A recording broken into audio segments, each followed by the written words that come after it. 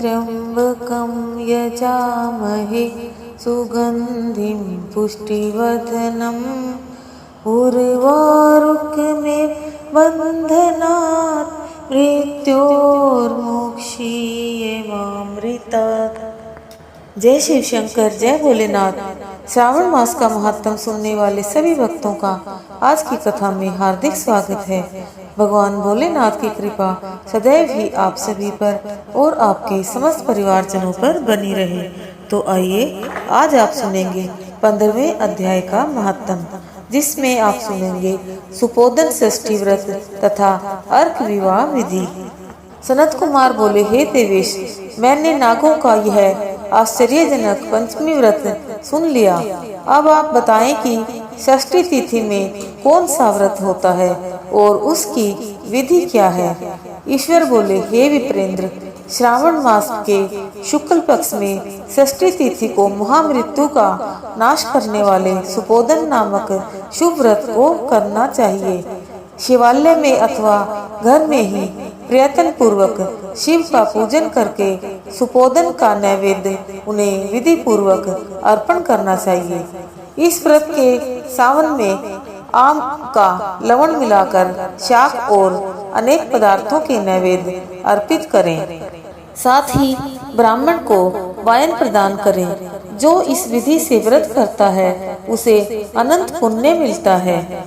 इस प्रकरण में लोग एक प्राचीन कहानी सुनाते हैं जो इस प्रकार से है। प्राचीन समय में रोहित नाम का एक राजा था। काफी समय बीतने के बाद भी उसे पुत्र रत्न की प्राप्ति नहीं हुई। तब पुत्र की अभिलाषा में उस राजा ने अत्यंत कठोर तप किया।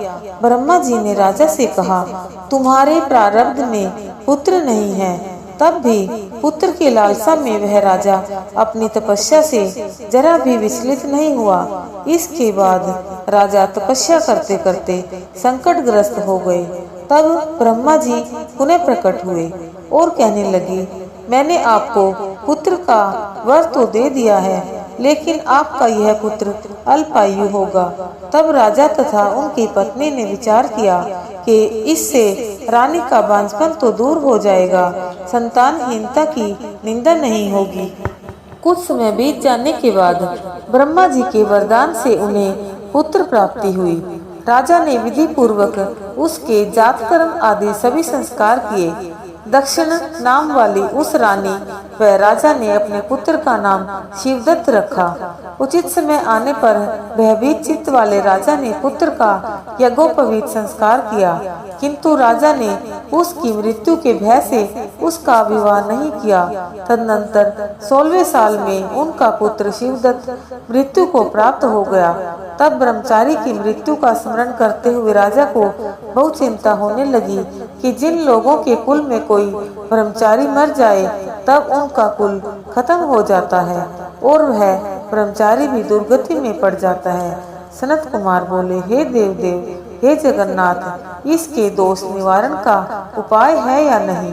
यदि उपाय है तो अभी बताएं, जिससे दोष की शांति हो सके।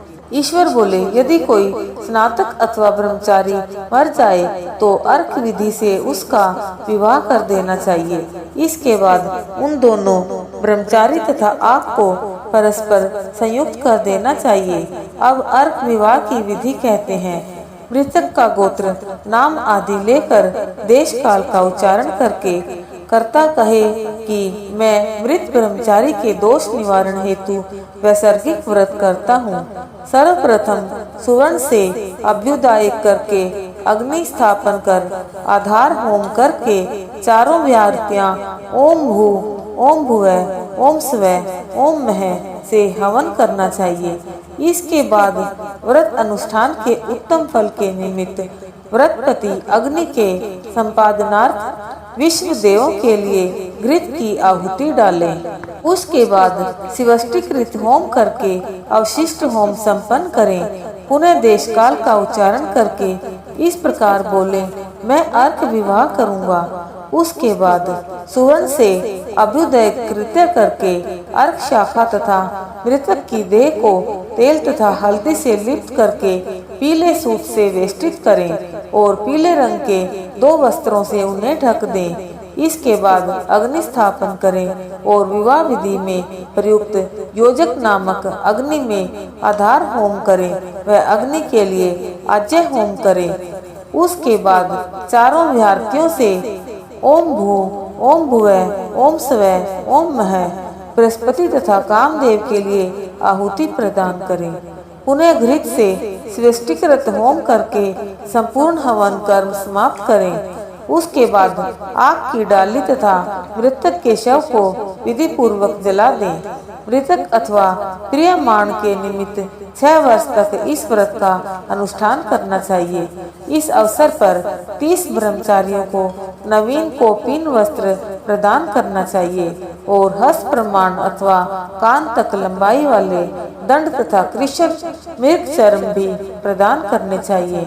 उन्हें चरण पादुका, छत्र माला, गोपी चंदन, परवाल मणि की माला तथा अनेक आभूषण समर्पित करने चाहिए। इस विधान से व्रत करने पर कोई भी विघ्न नहीं होता है। ईश्वर बोले, ब्राह्मणों से यह सुनकर राजा ने मन में विचार किया कि यह अर्क विवाह तो मुझे गौण प्रतीत होता है, मुख्य नहीं, क्योंकि कोई भी व्यक्ति मरे हुए को अपनी कन्या नहीं देता है। मैं राजा हूँ, अतः मैं उस व्यक्ति को अनेक रत्न तथा धन दूंगा जो कोई भी इसकी वधू के रूप में अपनी कन्या प्रदान करेगा। उस नगर में एक ब्राह्मण था। उस समय वह किसी दूसरे नगर में गया हुआ था। उसकी एक सुंदर पुत्री थी जिसकी माता की मृत्यु पहले ही हो चुकी थी। ब्राह्मण की दूसरी भी पत्नी थी जो ब्राह्मण की पुत्री के प्रति बुरे विचार रखती थी तथा दुष्ट मन वाली थी। कन्या 10 वर्ष की थी तथा दीन थी और अपनी सौतेली माता की अधीन थी। अतः सौतेली माता ने द्वेष तथा अत्यधिक धन के लालच में 1 लाख मुद्रा लेकर उस कन्या को मृतक राजकुमार के लिए दे दिया। कन्या को लेकर राजा के लोग नदी के तट पर शमशान भूमि में राजकुमार के पास ले गए और शव के साथ उसका विवाह कर दिया। इसके बाद विधान पूर्वक शव के साथ कन्या का योग करके जब वे जलाने की तैयारी करने लगे तब उस कन्या ने पूछा, हे सज्जनों, आप लोग यह क्या कर रहे हैं? तब वे सभी दुखित मन से कहने लगे कि हम लोग तुम्हारे इस पति को जला रहे हैं। इस पर भयभीत होकर बाल स्वभाव के कारण रोती हुई इस कन्या ने कहा, आप लोग मेरे पति को क्यों जला रहे हैं? मैं जलाने नहीं दूंगी। आप लोग सभी यहाँ से चले जाइए। मैं अकेली ही यहाँ बैठी रहूंगी और जब ये उठेंगे तब मैं अपने पति देव के साथ चली जाऊंगी। उसका हठ देखकर दया के कारण दीन चित्त वाले कुछ भाग्यवादी वृद्धजन कहने लगे, अहो, होनहार भी क्या होता है, इसे कोई भी नहीं जान सकता।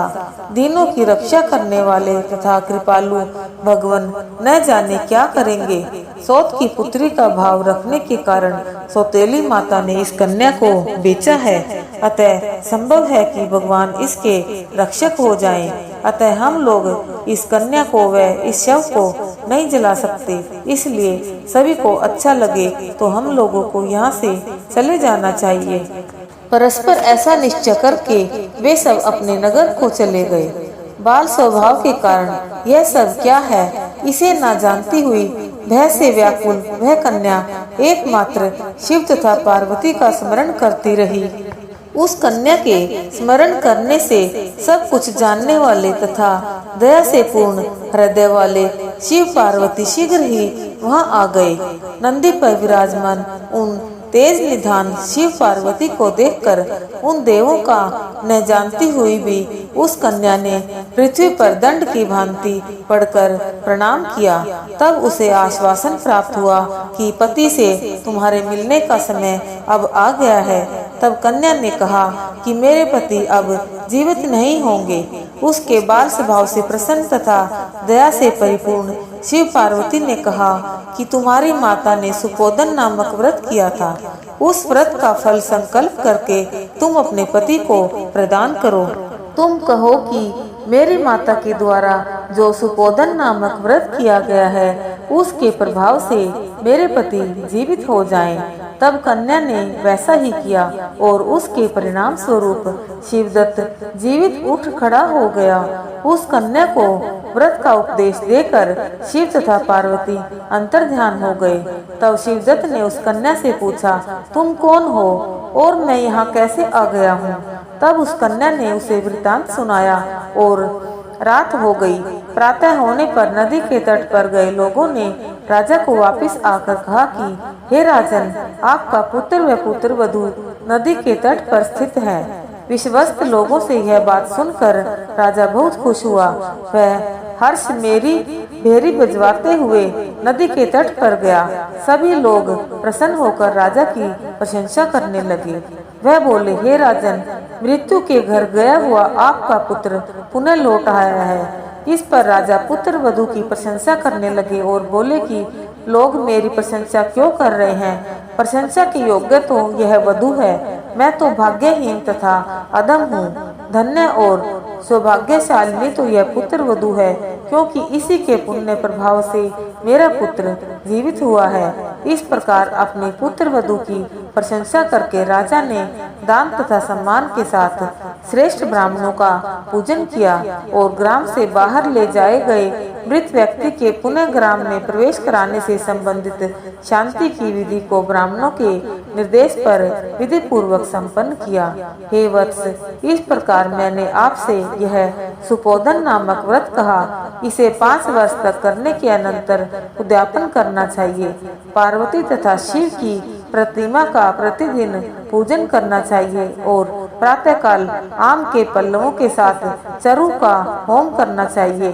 साथ ही नैवेद्य तथा वायन अर्पित करना चाहिए। मनुष्य यदि व्रत की बताई गई इस विधि के अनुसार आचरण करे तो वह दीर्घ जीवित पुत्र प्राप्त करके मृत्यु के बाद शिवलोक जाता है। इस प्रकार श्री स्कंद पुराण के अंतर्गत ईश्वर सनत कुमार संवाद में श्रावण मास महात्म्य में सुपोधन षष्ठी व्रत कथन नामक 15वां अध्याय पूर्ण हुआ। बोलिए शिव शंकर भगवान की जय। बोलिए पार्वती माता की जय।